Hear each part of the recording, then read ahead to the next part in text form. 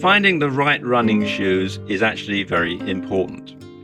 Look after your shoes, and your shoes will look after you. Now, not all running shoes are created equal.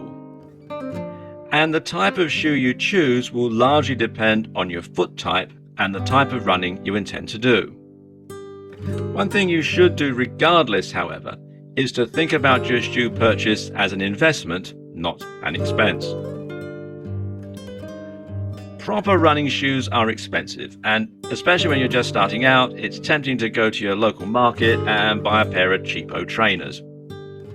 But most sports shoes, trainers, sneakers, call them what you will, that you buy from the supermarket or from the discount store are designed for leisure wear as casual shoes. And they're fine for that. If you just want something comfortable for everyday wear, supermarket trainers are perfect. But if you're serious about running though, you need some serious shoes. And supermarket trainers are simply not going to be up to the job. And getting the wrong type of running shoe can cause injury, so you need to get this one right. And it's all about pronation. Now, what is pronation? I can hear you wondering. Okay, pronation occurs at the subtalar joint, that's the joint below the ankle.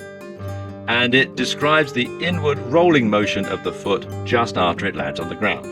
And this is called the initial contact, and it's part of the stance phase of your gait cycle. Now, there are 4 different categories of pronation.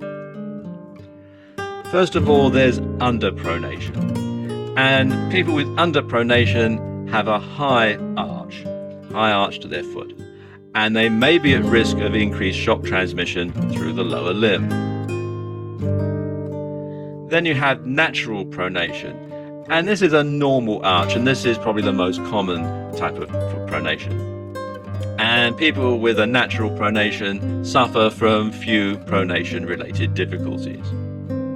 Then you have overpronation, and this is sometimes called fallen arches. And because of this, people with overpronation may have issues regarding the timing of muscle firing.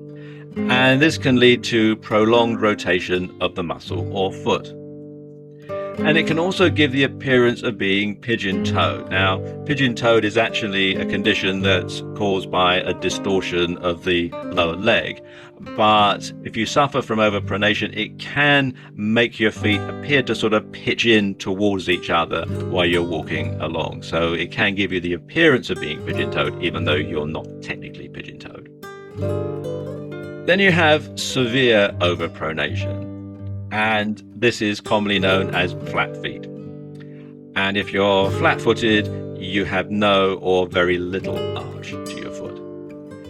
And this leads to poor shock attenuation and a high risk of injury. Now, running shoes also fall into 4 different types. First of all, there are stability running shoes. And these are recommended for runners who are mild to moderate overpronators and who generally have low to normal arches. And these runners tend to need a shoe with a combination of good support and midsole cushioning. Then there are performance running shoes, and these are recommended either for racing or, if you're biomechanically efficient, for training.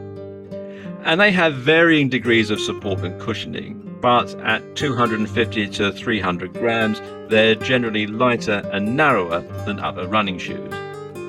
Then there are neutral running shoes, and these are recommended for runners who need maximum midsole cushioning and minimum medial support. And these shoes are best for biomechanically efficient runners with minimum pronation, and midfoot or forefoot strikers with high or normal arches. And finally, there are minimalist running shoes, and these are recommended for biomechanically efficient runners who want maximum responsiveness and a stripped down shoe while retaining an element of cushioning.